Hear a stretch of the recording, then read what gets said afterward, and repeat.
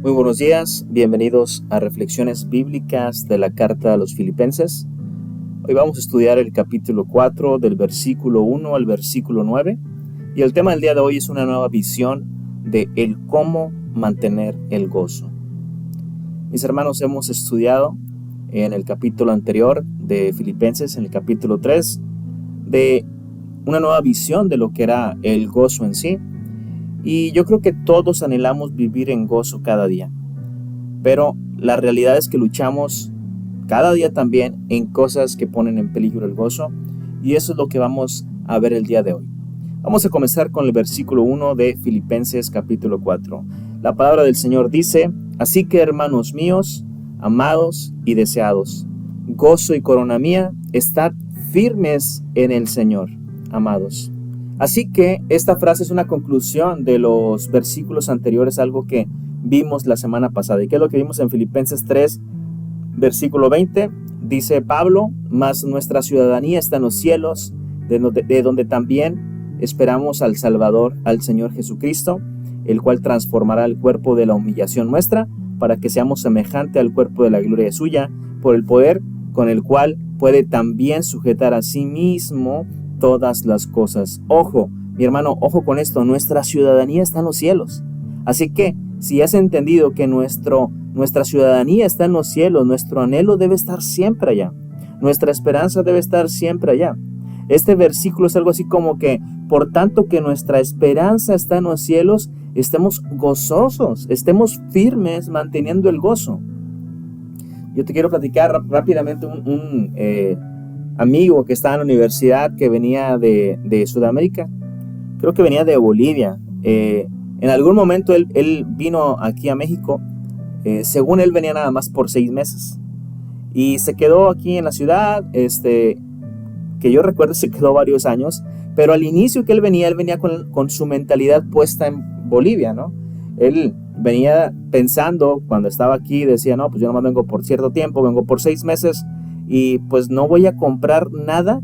Él decía, no voy a comprar nada que de regreso no entre en mi maleta.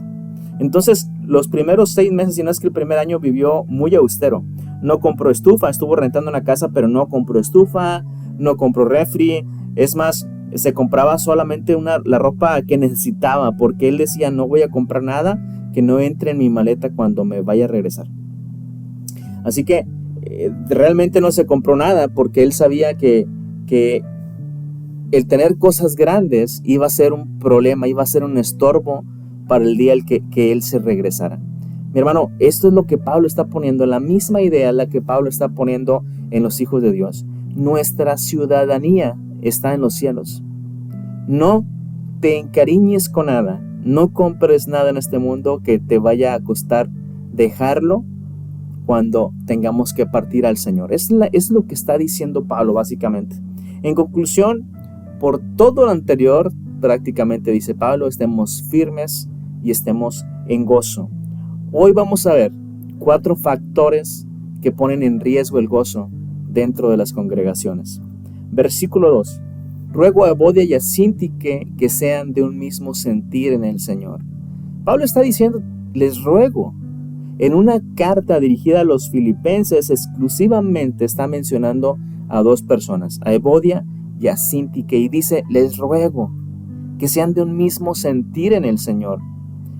Realmente no sabemos mucho de Evodia, no sabemos mucho de Síntique, pero lo que sí se ve es de que hay un evidente desacuerdo entre ellas 2. Y Pablo está diciendo que sean del mismo sentir, y no quiere decir que tengan el mismo sentimiento. Recordemos que esta palabra sentir en el griego es la palabra phroneo, que tiene que ver con la mente. Pablo está diciendo que tengan una misma mente, estén de acuerdo en algo. Y esto es lo primero que podemos ver, es el primer factor, mi hermano, que pone en riesgo el gozo. Los conflictos entre hermanos.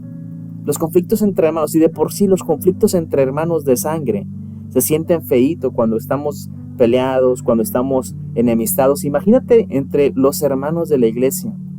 Mi hermano, el gozo se pone en riesgo siempre. Así que Pablo no nada más resalta el problema, que hay un desacuerdo entre Evodia y Síntique, sino que también menciona la solución a este problema. Y para esto, Pablo les dice que sean de un mismo sentir. Y no sé si recuerdas, pero Filipenses 2, estos versículos que en la iglesia nos hemos estado aprendiendo. Filipenses 2, vamos a leer Filipenses 2, versículo 2. Dice Pablo: completad mi gozo sintiendo lo mismo, teniendo el mismo amor, unánime, sintiendo una misma cosa. Nada hagáis por contienda o por vanagloria, antes bien, con humildad, estimando cada uno de los otros como superiores al mismo, no mirando cada uno por lo suyo propio, sino cada cual también por lo de los otros. Y Pablo menciona estos versículos hermosos, el versículo 5 al versículo 8. Haya pues en vosotros el mismo sentir que hubo también en Cristo Jesús. Y Cristo Jesús, el cual siendo Dios, no estimó el ser igual a Dios como cosa que aferrarse, sino que se despojó a sí mismo, tomando forma de siervo, hecho semejante a los hombres, y estando en la condición de hombre, Jesús, siendo Dios, decidió humillarse a sí mismo, haciéndose obediente hasta la muerte y muerte de cruz. Pablo está diciendo: Evodia y Síntique, por favor, dejen de estar buscando su propia voluntad. Pónganse de acuerdo, ¿no? Ese es el primer factor que pone en riesgo el gozo en la congregación. Las enemistades entre los hermanos, los conflictos entre hermanos. Versículo 3. Asimismo, nuevamente Pablo dice: te ruego a ti, compañero fiel, que ayudes a estas que combatieron juntamente conmigo en el Evangelio, con Clemente también, y los demás colaboradores míos, cuyos nombres están en el libro de la vida. Pablo ya en el versículo 2 le está diciendo: les ruego, Evodia y Síntique, pónganse de acuerdo, que sean de un mismo sentir. Pero también está lanzando este versículo 3 a los líderes de la iglesia. Realmente no sabemos a quién se refiere cuando dice a ti, compañero fiel. No sabemos, la gente no se pone de acuerdo si es a Silas o es a Epafrodito, a este personaje que le está llevando la carta, pero va dirigida a un líder, ¿no? Y también Pablo lo que está diciendo: a ustedes también les ruego que les ayudes. Recuérdales que ellos también estuvieron combatiendo juntamente conmigo en el Evangelio, también junto con Clemente y todos los demás colaboradores míos, cuyos nombres están en el cielo. Mi hermano, Pablo está rogando también para que los líderes se pongan a hacer algo en esta situación, que les ayuden en esta situación a estos dos personajes. Y ese es el segundo factor que pone en riesgo el gozo en las congregaciones, la indiferencia entre los hermanos. Muchas veces vemos a hermanos en conflicto y simplemente decimos: yo no me meto en esas cosas, no quiero tener problemas. Mi hermano, el Evangelio no nos mueve a no hacer nada, por favor. Jesús nunca dijo: ustedes no hagan nada, ustedes quédense ahí sentados. No, Jesús nos mandó un evangelio precisamente dinámico. Nos lleva a hacer algo. Siempre el evangelio nos va a llevar a hacer algo, y ese algo es el evangelio de la reconciliación. En este caso, Jesús nos llama a amar a nuestros enemigos incluso. Mira, mi hermano, escucha esto. El mandamiento de Cristo no es para ser indiferentes, sino para hacer la diferencia.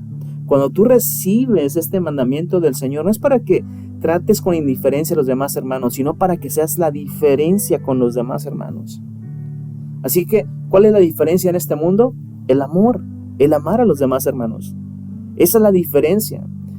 Mira, el filósofo Confucio, que no fue el que inventó la confusión, como por ahí lo dijera alguna Miss Universo, no, Confucio escribió: no hagas a los demás lo que no quieres que te hagan. Parece sabiduría, pero realmente es una indiferencia.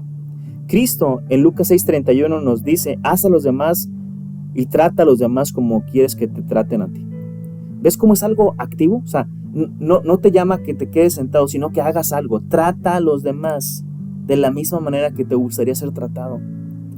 Así que Pablo dice: compañero fiel, ayúdales. No seas indiferente. Líderes, ayúdenles en el conflicto, no sean indiferentes. Parece que se les ha olvidado que son compañeros. Ya han luchado de la mano en el Evangelio. Y algo hermoso que dice aquí, menciona a varios líderes, dice: cuyos nombres están en el libro de la vida. Eso es algo muy bonito, mi hermano, porque tiene que ver mucho con la cultura judía.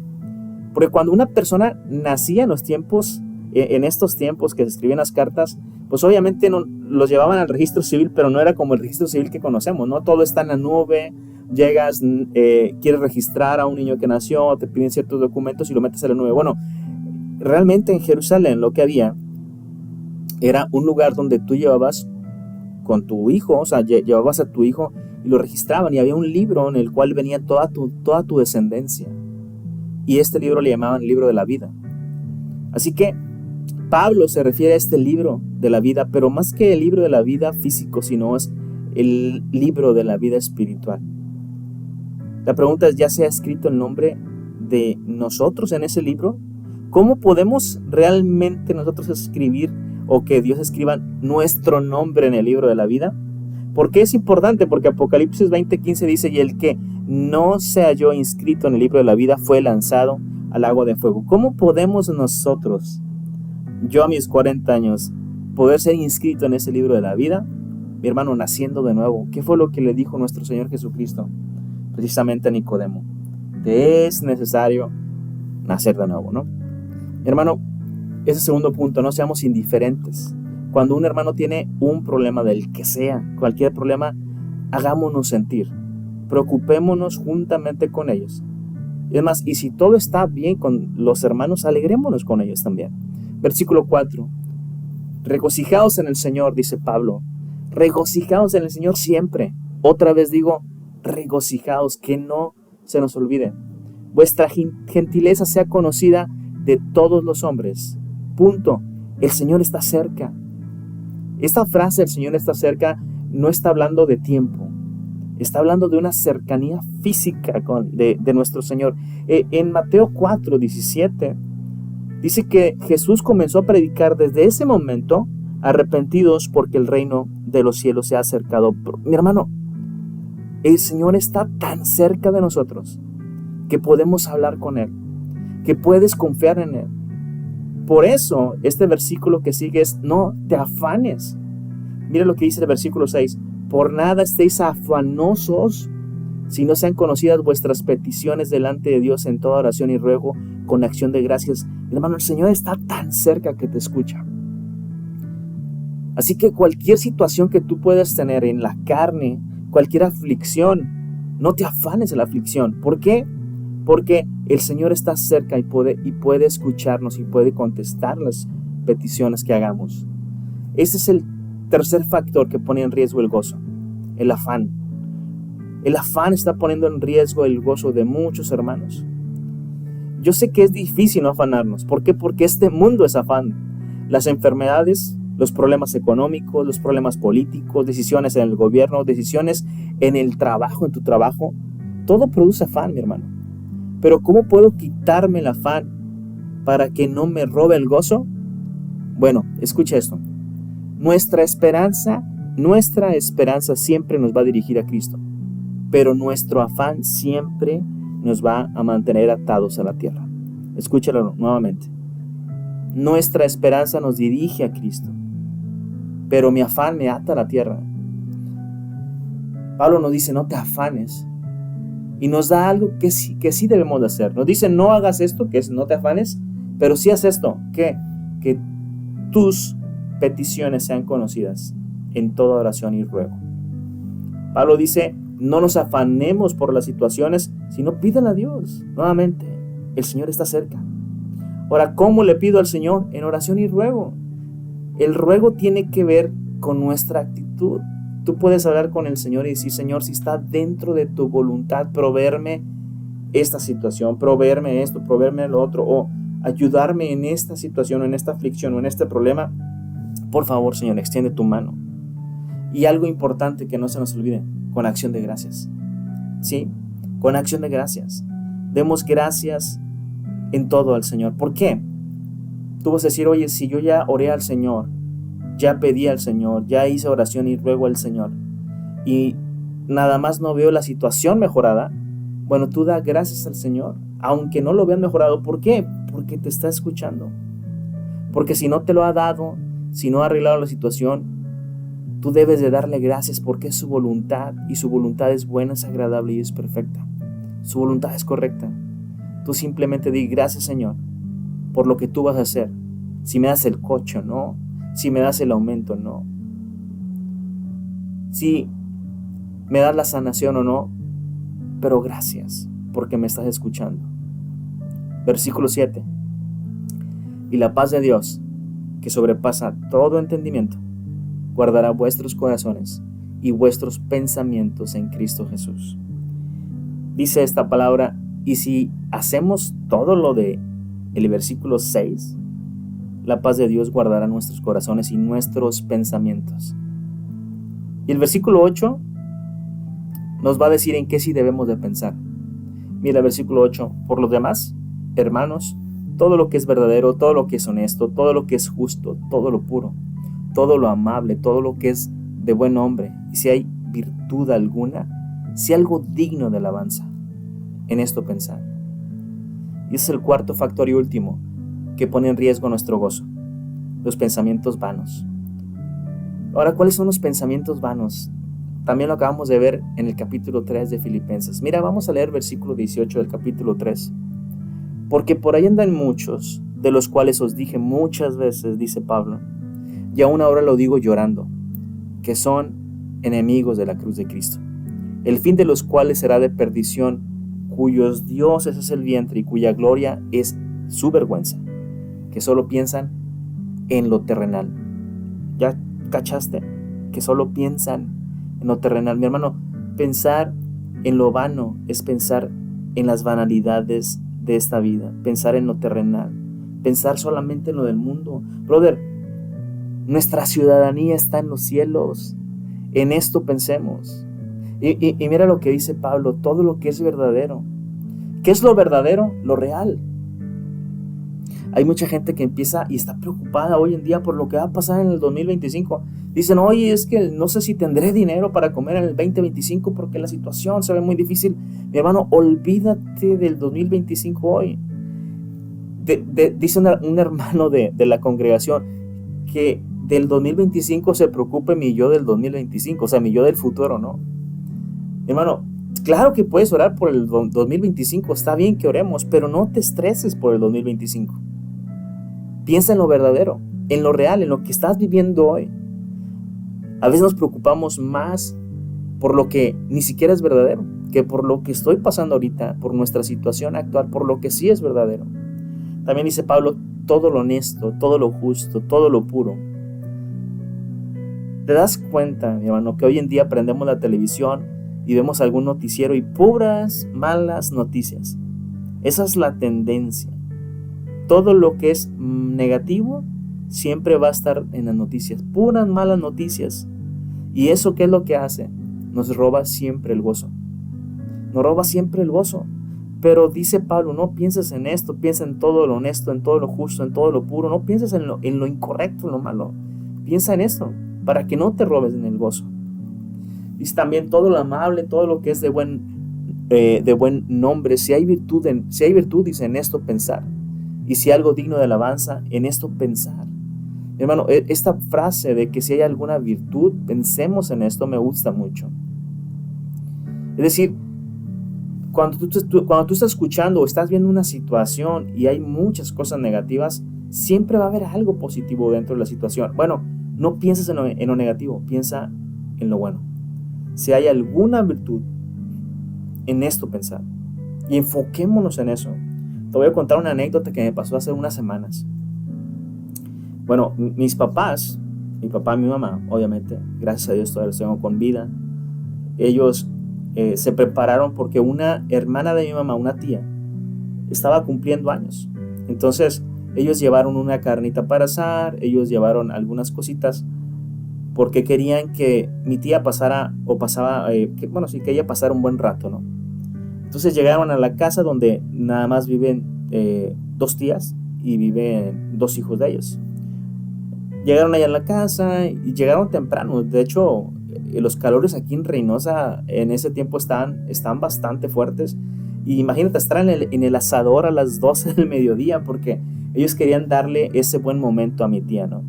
Por su cumpleaños. Entonces estaba mi papá asando la carne y todo eso y de repente pasó el tiempo y mi papá sudando en el asador y de repente llega una hija de esta tía que cumple años, pero no llega sola, ¿no? Llega con su marido, que tiene poco de haberse casado, Pero no nada más llega el marido, sino que llega la familia del marido, una hermana, otra, la suegra, y no, llegó un montón de gente.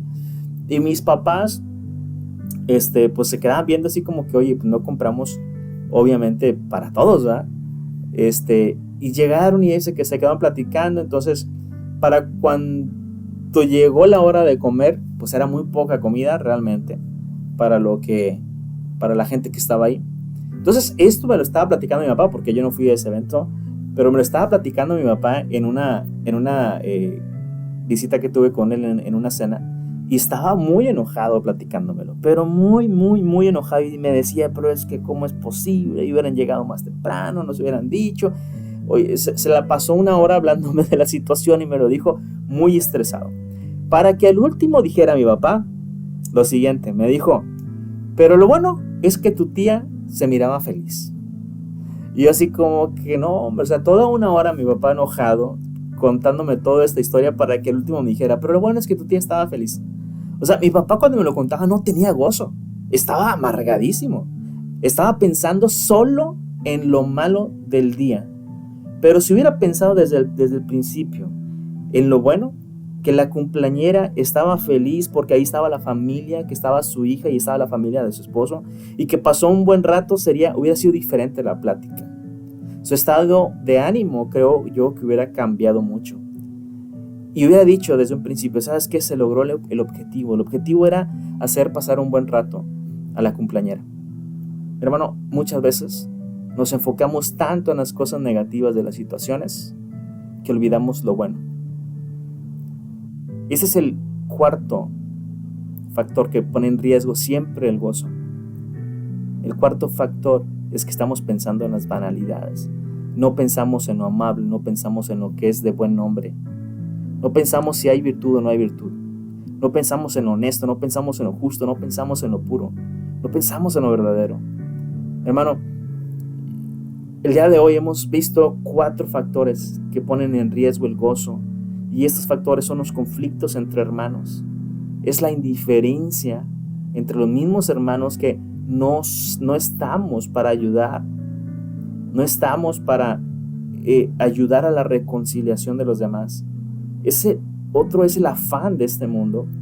Y por último, los pensamientos vanos. Que el Señor te bendiga, mi hermano. Y recuerda esto, la palabra del Señor nos reviva cada día y nos reviva versículo a versículo.